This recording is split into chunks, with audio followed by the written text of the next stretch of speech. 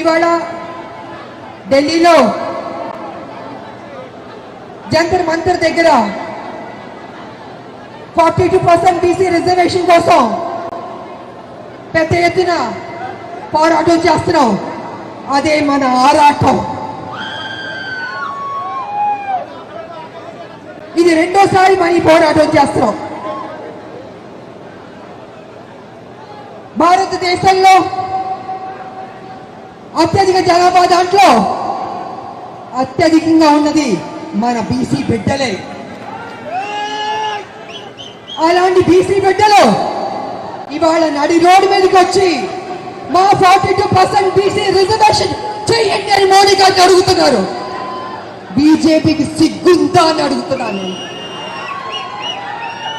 BC బిడ్డలంటే అడుక్కోవాలా? ఇవ్వరా? న్యాయం చేయరా? అంటే మా శ్రమని దోచుకుంటారు, మా ఓట్లు గుచ్చుకుంటారు. కానీ పార్లమెంట్ లో బీసీ బిల్లు పెట్టి పాస్ చేయమంటే వెనకడుగు వేస్తారు. అయినా మేము విడిచిపెట్టాం. కాంగ్రెస్ ముందడుగు వేసింది, సాధించే వరకు విడిచిపెట్టే ప్రసక్తి లేదు. బీసీ బిడ్డలారా, తెలంగాణ ఉద్యమం అనేక కష్టాలు నష్టాలు పోరాటాలు చేశాం. ఫైనల్ గా సోనియమ్మ మనకి తెలంగాణ ఇచ్చింది, సాధించుకున్నాం. అదే విధంగా బీసీకి కూడా 42% రిజర్వేషన్ కూడా డెఫినెట్ గా సాధిస్తాం. వదిలిపెట్టే ప్రసక్తి లేదు. ఇవాళ నిజంగా బీసీ బిడ్డల గురించి చెప్పాలంటే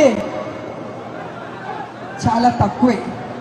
ఎంత చెప్పినా తక్కువే. మన భారతదేశం అభివృద్ధి చెందిందంటే దాంట్లో బీసీ బిడ్డలు పెద్ద పాత్ర పోషించారు. వాళ్ళ సాక్రిఫైస్, వాళ్ళ శ్రమ, వాళ్ళ కమిట్మెంట్, వాళ్ళ త్యాగాలు ఈ భారతదేశానికి ఇచ్చింది. చేతి వృత్తుల కోసం ఎంతో కష్టపడ్డారు. చేతి వృత్తులు చేసుకుని ఎంతో సంతోషంగా బతికేవారు బీసీ బిడ్డలు. కానీ ఇవాళ కాలం మారింది. యంత్రాంగం కాలం మారింది.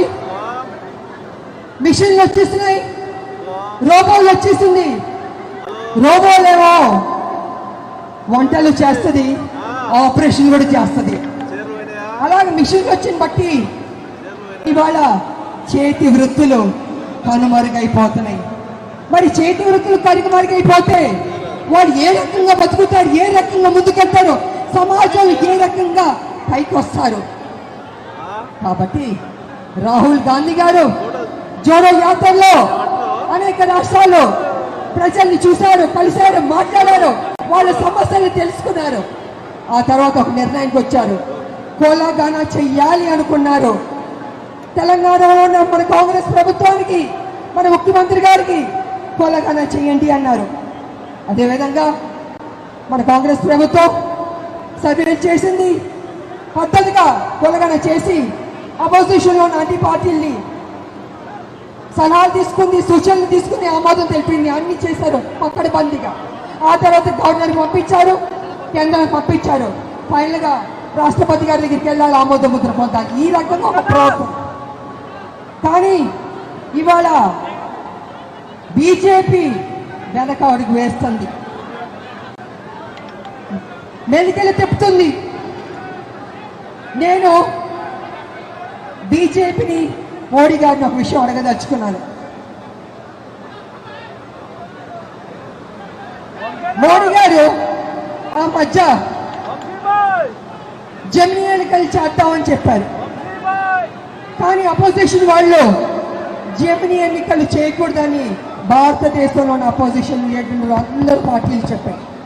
కానీ మోడీ గారు ఏమన్నారంటే, లేదు జమినీ ఎన్నికలు నిర్వహించి తీరుతాం అని మొండు పట్టుబట్టారు.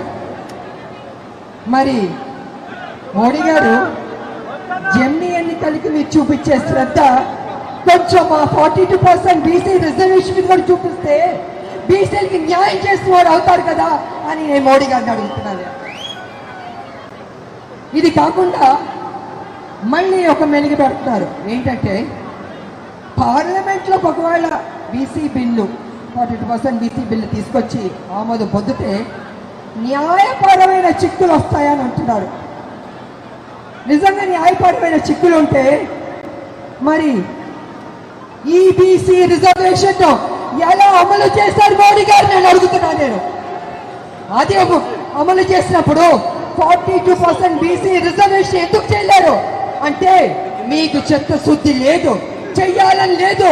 మీరు బీసీ చెప్పుకుంటారు, ఇవాళ నడి రోడ్డున మీ హైదరాబాద్ కాదు ఢిల్లీలో మా బీసీలకి న్యాయం చేయడానికి గొంతెత్తి అరుస్తుంటే పట్టించుకోరా మోడీ గారు? మీరు ఏం చేయదలుచుకున్నారు? మీరు బీసీలకి న్యాయం చేస్తారా లేదా అని ఇప్పుడు తెలిసిపోద్ది. బీసీలు అయ్యా మోడీ గారు మీరు ఏదైతే కుర్చీలో కూర్చున్నారో ఆ కుర్చీ తయారు చేసింది బీసీలే, ఆ కుర్చీలో నాయకుడు కూర్చోబెట్టింది బీసీలే, కానీ వాళ్ళు బీసీలు అవమానిస్తున్నారు. దేవుడు గుళ్ళో దేవుడు ఉన్నాడే చెక్క పట్టిందే అది ఎవరు చేస్తారు? మన బీసీలు కాదా? అన్నం పెట్టే బీసీలకు అన్నం పెడతారా? ఆలోచించుకోండి మోడీ గారు. కాంగ్రెస్ పార్టీ ముందడుగు వేసింది, రాహుల్ గాంధీ గారు పట్టుబట్టారు బీసీకి న్యాయం చేయాలనేసి. ఆ బీసీ బిల్లు పాస్ అవ్వాల్సిందే, లేకపోతే మోడీ గారు మా బీసీ బిడ్డల దృష్టిలో ఎప్పటికీ మీరు విలన్ గానే ఉండిపోతారు. ఎప్పటికీ మీకు మా బీసీ బిడ్డలు ఓటు వెయ్యరు. కాబట్టి మీరు నిర్ణయం తీసుకుంటారా, బీసీకి న్యాయం చేస్తారా అని మేమందరం ఎదురు చూస్తాం. కాబట్టి ప్రజలారా విడిచిపడ్డద్దు, ఈ అవకాశాన్ని మనం సాధిద్దాం. తెలంగాణ సాధించినట్టే బీసీ 42% రిజర్వేషన్ కూడా సాధిద్దామని తెలియజేసుకుంటూ జై కాంగ్రెస్. అందరూ గుండె మీద చేపెట్టుకుని జై తెలంగాణ, జై తెలంగాణ. ఎందుకు గట్టిగా చెప్పుకుంటానంటే సోనియా గాంధీ గారు ఇక్కడే ఉన్నారు. అమ్మ సోనియమ్మ మనకి తెలంగాణ ఇచ్చింది, ఆవిడ సంతోషిస్తుంది. కాబట్టి మన రాష్ట్రాన్ని మనం గౌరవం ఇవ్వాలి. గుండె మీద చేపెట్టుకుని జై తెలంగాణ, జై తెలంగాణ, జై కాంగ్రెస్. Thank you.